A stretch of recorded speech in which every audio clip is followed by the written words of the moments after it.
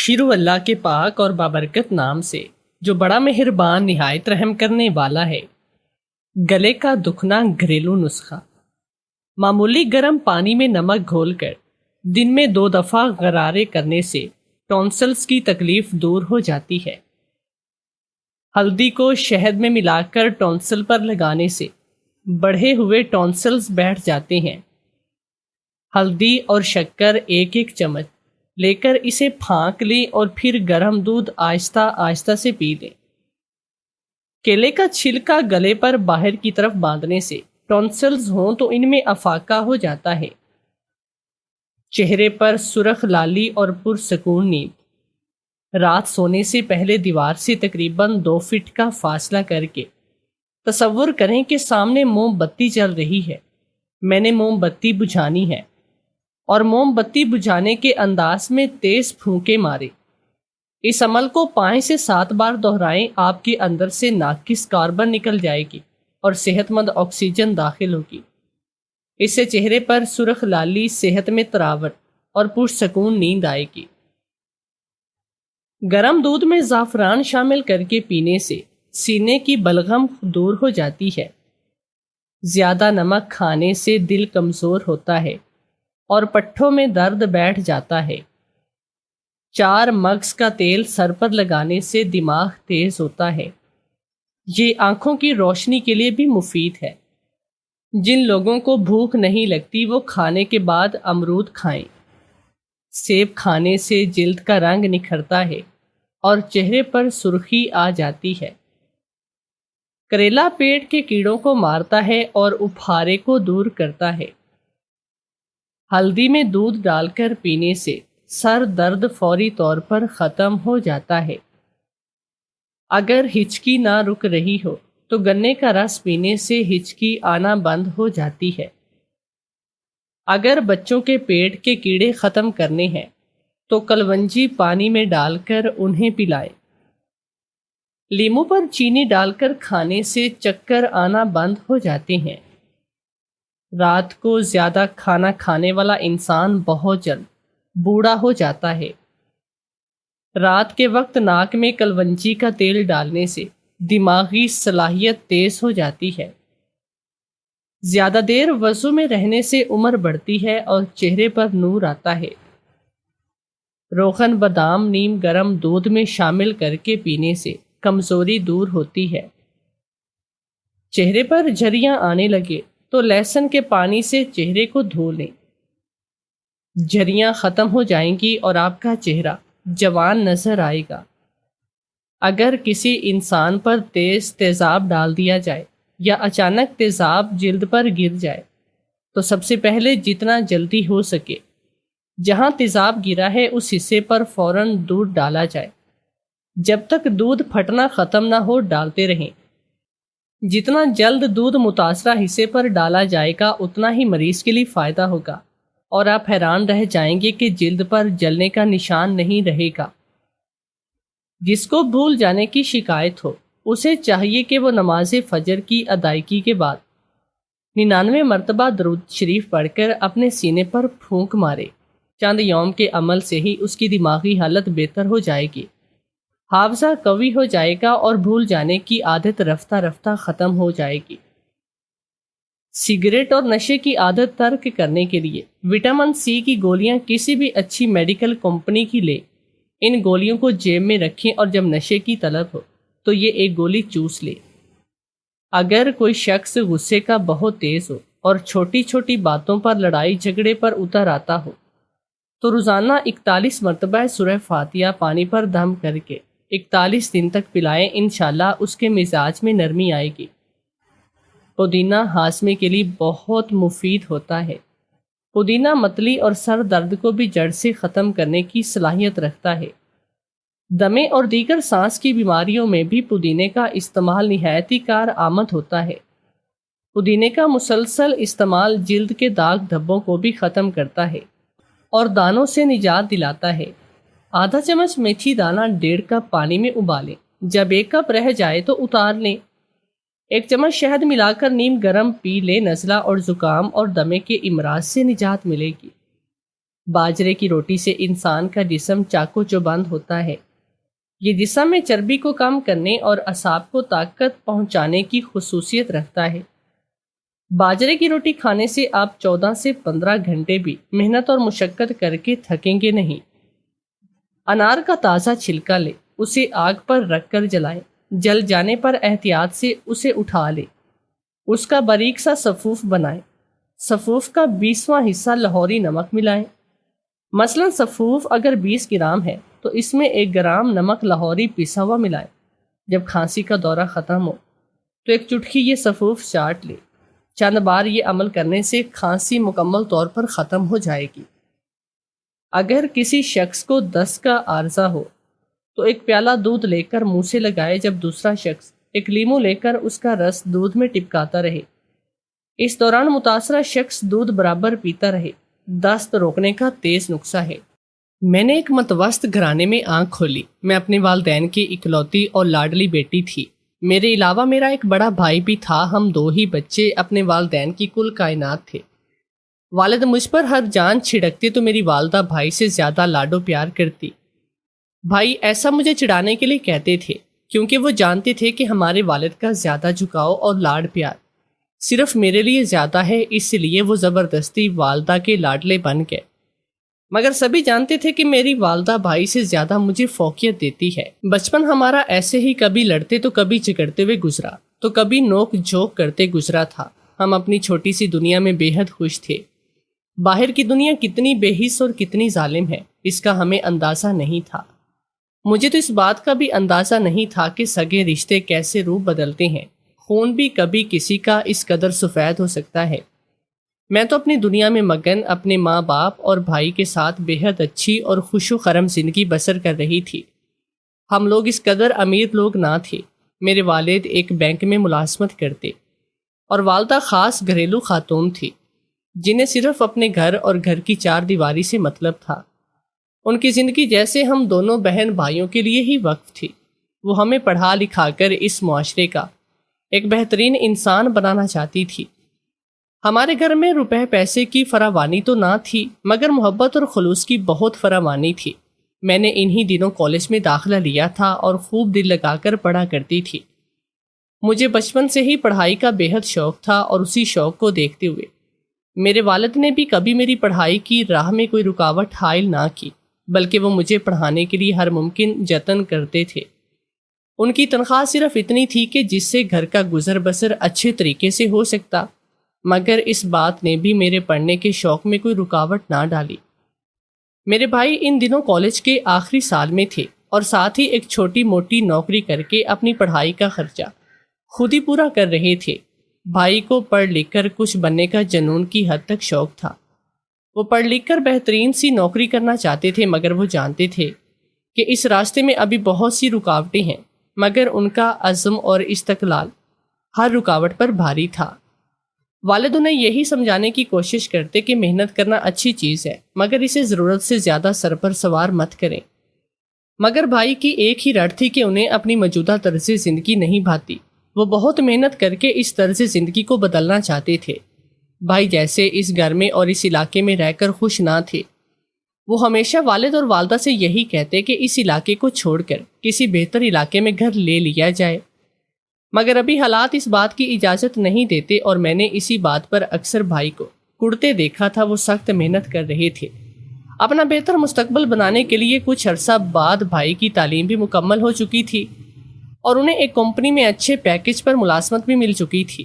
جتنا بھائی نے سوچا تھا ان کی تنخواہ ان کی سوچ سے بھی کہیں زیادہ تھی، مگر بھائی اب بھی اس بات پر خوش نہ تھے، مگر تھوڑے بہت مطمئن ضرور تھے۔ انہی دنوں میرے لیے ایک بہترین گھرانے سے رشتہ آیا۔ والدین نے پہلے تو سوچ بچار سے کام لیا کیونکہ یہ رشتہ غیروں میں سے آیا تھا، اس لیے والدین کو سوچنے میں بہت ہی وقت لگ رہا تھا۔ دوسرا، وہ لوگ حیثیت میں ہم لوگوں سے کہیں زیادہ تھے۔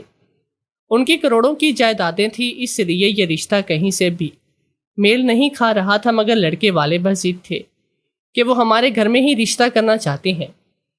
میرے والدین کی سوچ یہ تھی کہ اپنی ہی حیثیت کے لوگوں میں رشتہ کرنا چاہیے تاکہ مجھے شادی کے بعد کسی قسم کی پریشانی کا سامنا نہیں کرنا پڑے، مگر وہ لوگ جیسے اپنی ضد پر اڑ سے گئے تھے، کیونکہ ان کا کہنا تھا کہ ان کے بیٹے کی شدید خواہش ہے کہ مجھ سے ہی شادی کرنا چاہتے ہیں، مگر میں نے ان کے بیٹے کو کبھی نہیں دیکھا تھا۔ میرے لیے وہ کوئی انجان شخص ہی تھا، اس لیے میں نے اس رشتے کا اختیار اپنے والدین کو ہی سونپ دیا، کیونکہ اس سے پہلے میری زندگی میں کوئی بھی نہ تھا۔ میں اس رشتے سے بالکل ہی ناواقف تھی۔ کافی وقت کی سوچ و بچار کے بعد بالآخر والدین نے اس رشتے پر حامی بھر لی۔ میرے والدین نے میری بعد کی زندگی کا سوچا، شاید جو آرام اور آسائش مجھے اس گھر میں نہ مل سکی، شاید وہ مجھے اپنے گھر جا کر مل جائے۔ میرے سسرال والے آگے رشتہ طے کر کے چلے گئے اور جلد ہی منگنی کا بھی بول کر چلے گئے، کیونکہ میرے ہونے والے شوہر دوسرے ملک کام کاج کے سلسلے میں مقیم تھے۔ میرے والدین نے بھی ان سے آن لائن بات کر کے اس رشتے پر حامی بھری تھی۔ اسی طرح دن آہستہ آہستہ سے گزرتے چلے گئے۔ میرا رشتہ پکا ہونے کے بعد امی کو بھائی کی فکر ستانے لگی۔ اب وہ جلد از جلد اس گھر میں بہو لانا چاہتی تھی۔ وہ چاہتی تھی کہ ان کے جیتے جی ان کے بیٹے اور بیٹے کی شادی ان کی آنکھوں کے سامنے ہو۔ اس لیے انہوں نے بھائی کو شادی کے لیے راضی کیا، مگر بھائی ابھی شادی کے لیے کسی صورت بھی راضی نہ تھے۔ وہ اپنا بہترین مستقبل بنانا چاہتے تھے، وہ بہتر سے بہترین کی طرف جانا چاہتے تھے، مگر امی کی ضد کے سامنے بالآخر انہوں نے اپنے ہتھیار ڈال دیے۔ امی اپنی بہو کے روپ میں اپنی بہن کی بیٹی کو بیاہ کر لائی۔ بھائی کی شادی کے کچھ عرصے کے بعد میرے ماں باپ کار حادثے میں جاں بحق ہو گئے۔ اب گھر میں صرف بھائی، بھابھی اور میں تھے۔ میں نے کبھی اپنی زندگی میں اتنا اکیلا پن محسوس نہیں کیا جتنا میں اپنے ماں باپ کے جانے کے بعد محسوس کر رہی تھی۔ یہ گھر مجھے کاٹ کھانے کو دوڑنے لگا تھا۔ بھائی بھابھی اپنی زندگی میں مگن تھے۔ اب گھر میں اور ان کی زندگیوں میں میری کوئی جگہ یا اہمیت نہ تھی۔ میری اہمیت اس گھر میں صرف اتنی تھی کہ میں نے پورے گھر کے کاموں کا بوجھ اپنے سر پر اٹھایا ہوا تھا اور بھابھی کو ہل کر کوئی کام نہ کرنے دیتی تھی۔ جب بھی بھابھی مجھے اس گھر میں برداشت کر رہی تھی، ورنہ وہ مجھے کب کا ہاتھ پکڑ کر اس گھر کی دہلیز کے پار کروا چکی ہوتی۔ شادی کے بعد بھائی بھی یہ سب دیکھ کر خاموش تھے۔ انہوں نے جیسے اپنی آنکھیں بالکل بند کی تھی اور اپنے لب میری جانب سے مکمل طور پر سی لیے تھے۔ انہیں میرے اکیلے پن اور تنہائی سے کوئی سروکار نہیں تھا۔ انہیں صرف اپنی بیوی کی خوشامد کرنے سے سروکار تھا۔ وہ صرف وہی کام کرتے جس کام سے ان کی بیوی خوش ہوتی، چاہے وہ مجھے ذلیل کرنا ہو یا بات بات پر میری عزت نفس مجروح کرنا ہو۔ میرا بھائی مکمل طور پر بھول چکا تھا کہ میں ان کی سگی بہن ہوں۔ اب میری حیثیت اور اہمیت اس گھر میں صرف اور صرف ایک نوکرانی کی سی تھی۔ بھائی تو یہ بھی بھول گئے کہ میرے ماں باپ نے مجھے کس طرح سے ناز و نام سے پروان چڑھایا تھا۔ اب صرف ان کی نظروں میں اپنی بیوی کی کہی گئی باتیں ہی سچی معلوم ہوتی تھی، اور ذرا ذرا سی بات پر دونوں مجھے جھڑک کر رکھ دیا کرتے تھے۔ پوری رات میری دن بھر کی باتوں پر جلتے کڑتے اور روتے گزارتی تھی۔ کسی کو میرے حال کی خبر نہ تھی۔ اگر میں 2 دن کھانا نہ کھاتی تو مجھے کوئی پوچھنے والا نہیں تھا۔ میرا حال دن بدن بد سے بدتر ہوتا جا رہا تھا۔ والدین کے انتقال کو کچھ وقت گزر چکا تھا۔ میں کافی حد تک سنبھل چکی تھی اور حالات سے سمجھوتا کر چکی تھی۔ جیسے بھی حالات تھے، میں نے خود کو بے حس بنا کر صرف گھر کے کاموں تک ہی محدود کر لیا تھا۔ اب میں نے اپنے ہی بھائی سے امیدیں رکھنی چھوڑ دی۔ انہی دنوں میری زندگی میں ایک اور قیامت میری بربادی کی منتظر تھی۔ بھائی جس جاب کے لیے ایک عرصے سے کوشش اور جدوجہد کر رہے تھے، وہاں سے ان کا اپوائنٹمنٹ لیٹر آ گیا تھا اور یہ جاب ان کی بیرون ملک تھی۔ یہ بھی کوئی مسئلہ نہیں تھا، مگر بھابھی نے ان کے ساتھ جانے کی رٹ لگا لی اور بھائی سے دن رات لڑنے لگی۔ بھابھی کو ساتھ لے جانے کے لیے بھائی کے پاس اتنا اثاثہ موجود نہیں تھا، مگر بھابھی نے اپنی منوا کر ہی دم لیا۔ بھابھی کو وہاں لے کر جانے کے لیے بھائی کو میرے والدین کا یہ گھر لازمی بیچنا پڑتا۔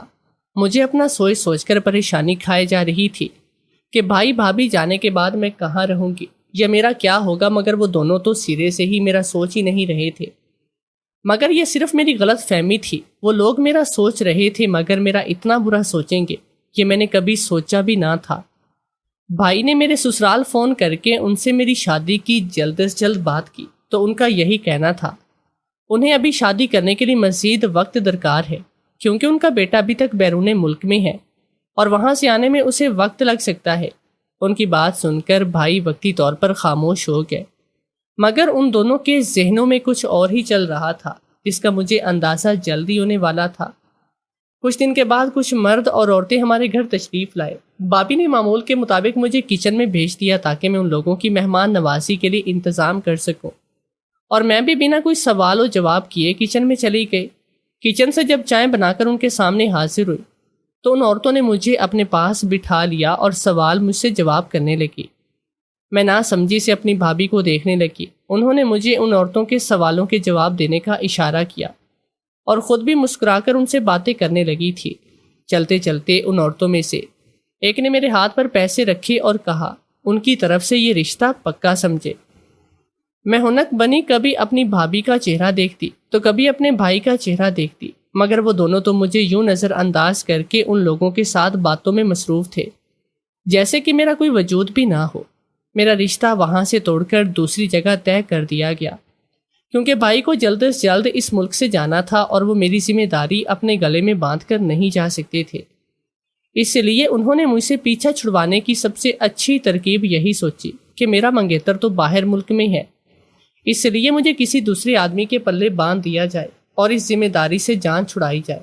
یہ ساری باتیں مجھ سے پوچھنا تو دور، بتانا بھی گوارا نہیں کی، اور میں جیسے پتھر کی مورت بنی اپنی جگہ پر جم کر رہ کے۔ میرے پرانے سسرال والوں کو جب یہ خبر پتہ چلی تو انہوں نے مجھے بہت واویلا کیا، مگر میرے بھائی بھابھی نے ان کی ایک نہیں سنی اور ان کی بے عزتی کر کے انہیں اپنے گھر سے نکال دیا تھا۔ میں یہ سب دیکھ کر روتی سسکتی، مگر میرے رونے کی پرواہ ہی کسے تھی؟ میرے بھائی بھابھی تو میری طرف سے مکمل طور پر آنکھیں بند کیے بیٹھے تھے۔ کچھ دن کے بعد بھائی نے میرا نکاح اس آدمی سے کروا دیا جسے انہوں نے میرے لیے منتخب کیا تھا۔ یہ آدمی صرف بے حد غریب تھا، بلکہ خباثت اس کے چہرے سے ٹپک رہی تھی۔ میں نے نکاح کے وقت ایک نظر اس کی طرف دیکھا، مگر اس لال انگارہ آنکھیں دیکھ کر میرے بدن میں ایک جھرجھری سی دوڑ گئی اور میں وہیں بیٹھی دل ہی دل میں اپنی قسمت کو رونے لگی۔ میرے ماں باپ کا پسند کیا گیا اتنا بہترین رشتہ چھوڑ کر بھائی کیسی عجیب آدمی سے میرا رشتہ کروا رہے تھے۔ یہ دیکھ کر میرا دل خون کے آنسو رونے لگا۔ میرے بھائی اور بھابھی میری شادی کر کے بے حد خوش تھے، کیونکہ ان کی مجھ سے جان جو چھوٹ رہی تھی وہ بھی ہمیشہ کے لیے اب وہ دونوں آرام سے دوسرے ملک جا کر اپنی زندگی بسر کر سکتے تھے۔ اب ان کے اوپر میرا کوئی بھی یا کسی بھی قسم کا کوئی بوجھ نہیں تھا۔ کچھ دیر کے بعد مولوی صاحب آ گئے اور نکاح شروع ہونے کا شور سا مچ گیا۔ مجھے اپنی دھڑکنیں رکتی سی محسوس ہوئی۔ میں لال جوڑے میں بیٹھی کانچ کی گڑیا معلوم ہو رہی تھی، مگر میرا ہونے والا شوہر مجھ سے چگنی عمر کا تھا۔ عورتیں خاموشی سے اس کے بارے میں ایک دوسرے سے چہ مگوئیاں کر رہی تھی، مگر میری بھابھی کے سامنے بولنے کی کسی کی بھی ہمت نہ تھی۔ نکاح شروع ہوا تو آنسو زاروں قطار میری آنکھوں سے بہنے لگے اور میں نے اسے اپنے نصیب کا لکھا سمجھ کر قبول کرتے ہوئے نکاح نامے پر دستخط کرنے لگی، مگر میں نہیں جانتی تھی کہ ابھی میرے نصیب میں اس سے بھی کہیں زیادہ برا ہونا لکھا ہے۔ کچھ دیر کے بعد بھائی نے مجھے اپنے گھر کی دہلیز سے رخصت کر دیا۔ میں اپنے گھر سے رخصت ہو کر گھر کی دہلیز پر آئی تو گھر کے باہر ایک پرانی سی ٹیکسی کھڑی تھی۔ جس میں مجھے رخصت ہو کر جانا تھا وہ ٹیکسی کسی اور کی نہیں بلکہ میرے شوہر کی تھی۔ میرے شوہر کے ساتھ آئے ہوئے تمام مہمان ہمارے گھر سے ہی اپنے اپنے گھروں کو رخصت ہو گئے۔ اب مجھے اکیلے اپنے شوہر کے ہمراہ۔ میں نے اس کو بھی اپنے نصیب کا لکھا سمجھا اور ٹیکسی کی جانب قدم بڑھا دیے۔ ابھی ٹیکسی گھر سے کچھ ہی دور چلی گئی کہ ہماری ٹیکسی کے سامنے کچھ خواجہ سرا آ کے کھڑے ہو گئے اور ہاتھ سے ٹیکسی کو روکنے کا اشارہ کیا۔ میرے شوہر نے سمجھا کہ کوئی سواری ہے جو ٹیکسی کے انتظار میں کھڑی ہے۔ میرے شوہر نے رک کر انہیں بتانا چاہا کہ اس وقت وہ کوئی سواری نہیں لے سکتا۔ شوہر نے ٹیکسی روکی تو سامنے کچھ خواجہ سرا کھڑے تھے۔ مجھے انہیں دیکھ کر کچھ خوف سا محسوس ہوا اور میں نے اپنا گھونگھٹ مزید نیچے کی جانب کھینچ لیا تھا۔ میرا شوہر اتر کر ان سے کچھ بات کرنے لگا۔ وہ بار بار میری طرف اشارہ کرتے اور کچھ کہتے۔ مجھے ان کی باتیں سمجھ تو نہیں آ رہی تھی، مگر ان سے خوف مجھے محسوس ہو رہا تھا۔ کچھ دیر کے بعد میرا شوہر واپس ٹیکسی میں آیا اور وہ خواجہ سرا بھی ٹیکسی میں بیٹھ گئے۔ میں خاموشی سے سر جھکائے بیٹھی رہی۔ میرے شوہر نے شاید کوئی سواری پکڑ لی، اب وہ انہیں بھی ان کے گھر اتارنے گیا۔ کافی دیر کے بعد ٹیکسی نیم تاریک گلیوں میں دوڑنے لگی۔ میں حیرانی سے اس علاقے کا منظر دیکھ رہی تھی۔ وہ کوئی پرانا اور بوسیدہ سا علاقہ تھا، جہاں کی نہ صرف گلیاں بلکہ گھر بھی ٹوٹ پھوٹ کا شکار تھے۔ مجھے اپنا نیا نویلا شوہر کچھ گھبرایا سا محسوس نظر آیا، مگر پیچھے خواجہ سراؤں کی موجودگی بھی اسے خوف میں مبتلا کر رہی تھی۔ کچھ دیر کے بعد ٹیکسی ایک خستہ حال مکان کے سامنے جا رکی۔ سب سے پہلے ٹیکسی سے خواجہ سرا اترے اور اس کے بعد میرے شوہر نے اتر کر میری جانب کا دروازہ کھولا اور اپنے پیچھے آنے کا مجھے اشارہ کیا۔ خواجہ سراؤں کے ساتھ اندر کی جانب بڑھ گیا۔ میں وہیں پر کھڑی ششو پانچ میں مبتلا ہو کر رہ گئی کہ میرے ساتھ کیا ہو رہا تھا، یہ کون سی جگہ تھی، مجھے کچھ سمجھ میں نہیں آ سکا تھا۔ مجھے اس وقت صرف اتنا ہی سمجھ آیا کہ شاید میرا شوہر یہاں پر رہتا ہے، اس لیے میں نے بھی آہستہ روی سے اندر جانے کے لیے قدم بڑھائے۔ مکان کے اندر قدم رکھتے ہی میرے سامنے ایک بڑا سا دلان موجود تھا جس میں کئی طرح کے درخت لگے تھے اور وہاں پر خوب سبزہ اور ہریالی تھی۔ میں جا کر صحن کے بیچ میں کھڑی ہو گئی۔ مجھے کچھ بھی سمجھ میں نہیں آ رہا تھا کہ یہ ہو کیا رہا ہے۔ نئی نویلی دلہن کا استقبال کرنے کے لیے کوئی موجود نہیں تھا اور نہ ہی میرے شوہر کا کچھ پتا تھا۔ کچھ دیر کے بعد میرا شوہر سامنے والے کمرے سے بے حد ہی گھبرایا ہوا سا باہر آیا اور مجھے کہا کہ میں نے تمہیں ان خواجہ سراؤں کے ہاتھوں بیچ دیا ہے۔ یہ سنتے ہی میرے رونگٹے کھڑے ہو گئے اور میرے قدموں تلے سے زمین نکل گئی۔ مجھ سے اپنے پیروں پر کھڑے رہنا دشوار سا محسوس ہونے لگا اور میں حیرت سے اس بے حس شخص کو دیکھ رہی تھی جس نے اپنی ہی پہلی رات کی دلہن کو اٹھا کر خواجہ سراؤں کے ہاتھوں بیچ دیا تھا۔ یہ دنیا اور اس دنیا کے لوگ اس قدر بھی ظالم ہو سکتے ہیں، اس بات کا اندازہ مجھے آج ہو رہا تھا۔ بے حد دقتوں اور مشکلوں سے میرے حلق سے آواز نکلی کہ تم ایسا کیسے کر سکتے ہو، مگر اس کے چہرے پر کوئی شرمندگی نہ تھی بلکہ خباثت ہی خباثت تھی۔ اس نے اپنی جیب سے ہرے رنگ کی نوٹوں کی گڈی نکال کر مجھے دکھائی اور کہا کہ پیسے کے لیے انسان کچھ بھی کر سکتا ہے۔ میں نے اسے یاد دلانا چاہا کہ میں تمہاری بیوی ہوں، مگر اس نے اسی وقت میرے منہ پر طلاق کے 3 لفظ مارے اور وہاں سے نکلتا چلا گیا۔ جب مجھے ہوش آیا تو میں اس کے پیچھے لپکی، مگر ان میں سے ایک خواجہ سرا نے آگے بڑھ کر میرا ہاتھ پکڑ لیا۔ میں چیختی چلاتی رہ گئی مگر میرا شوہر مجھے طلاق دے کر خواجہ سراؤں کے حوالے کر کے چلا گیا تھا۔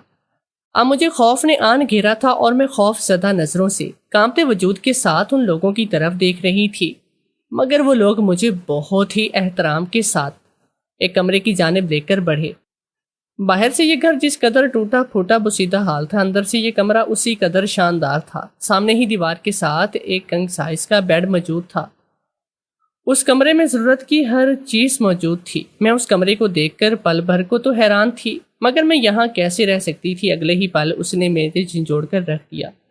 میرے سامنے 3 خواجہ سرا انتہائی مؤدب انداز میں کھڑے تھے۔ میں ان کے سامنے ہاتھ جوڑے کہ خدارا مجھے میرے گھر جانے دو، میں یہاں پر تم لوگوں کے درمیان نہیں رہ سکتی۔ ان میں سے خواجہ سرا نے آگے بڑھ کر کہا، آپ کہیں نہیں جا سکتی، آپ ہمارے پاس امانت کے طور پر محفوظ ہیں، جب تک آپ کو لینے آپ کے اصل حقدار نہیں آ جاتے آپ یہاں سے کہیں نہیں جا سکتی۔ مزید یہ کہ آپ کو یہاں کسی بھی قسم کی تکلیف یا پریشانی کا سامنا نہیں کرنا پڑے گا، اس لیے آپ کو ہم سے ڈرنے کی کوئی ضرورت نہیں۔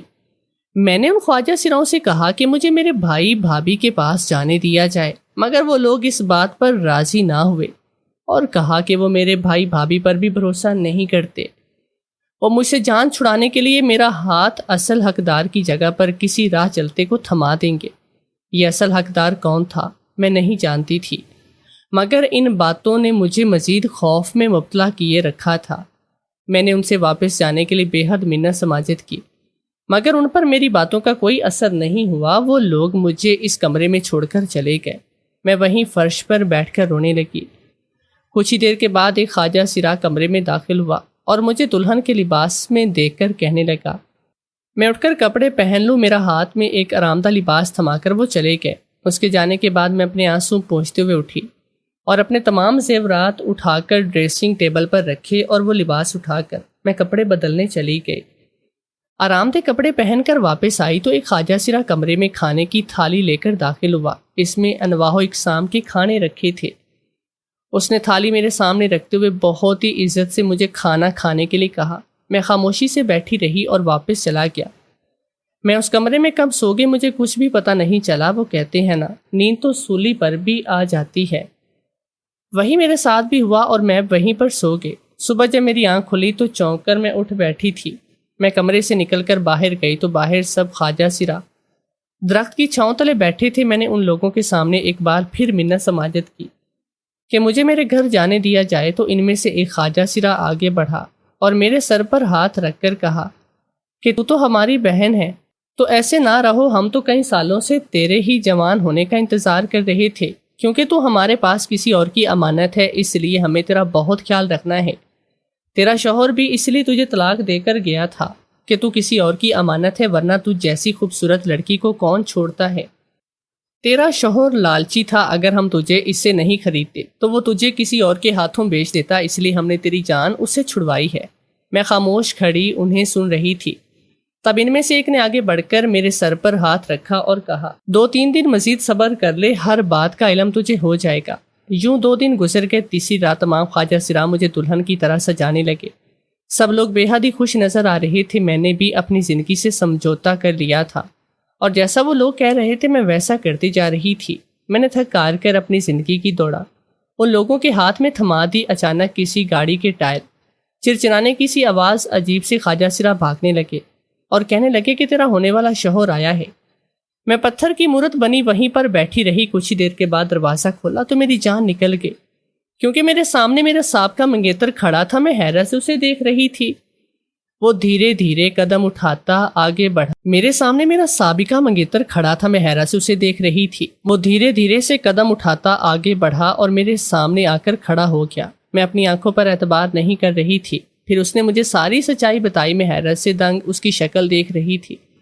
اس نے مجھ سے معافی مانگی کہ وہ اس وقت باہر ملک تھا جب میری شادی کی تیاریاں ہو رہی تھی۔ اسے آنے میں کچھ ہی دیر ہو گئی اور ادھر میری شادی کر دی گئی، اور میرے سابقہ شوہر نے پہلے ہی مجھے کسی اور کے ہاتھوں بیچنے کی تیاری کر لی۔ تو اس نے ان خواجہ سراؤں کو بھی بھیج کر میری مدد کی اور مجھے غلط ہاتھوں میں جانے سے بچا لیا۔ یہ سبھی باتیں سن کر میں اس کی دل سے مشکور تھی۔ کچھ دیر کے بعد مولوی صاحب آئے تو اس نے مجھ سے نکاح کی اجازت چاہی۔ میں نے اس بات میں سر ہلا دیا، کیونکہ اس دنیا میں میرا اپنا کوئی نہیں تھا، اس لیے اب اپنے کے لیے فیصلہ مجھے خود ہی کرنا تھا، اور یہ فیصلہ میرے حق میں بہترین ہونے والا تھا۔ نکاح کے بعد وہ مجھے وہاں سے رخصت کروا کے اپنے گھر لے آیا، اور یوں میری زندگی میں جو طوفان آیا تھا وہ تھم چکا تھا۔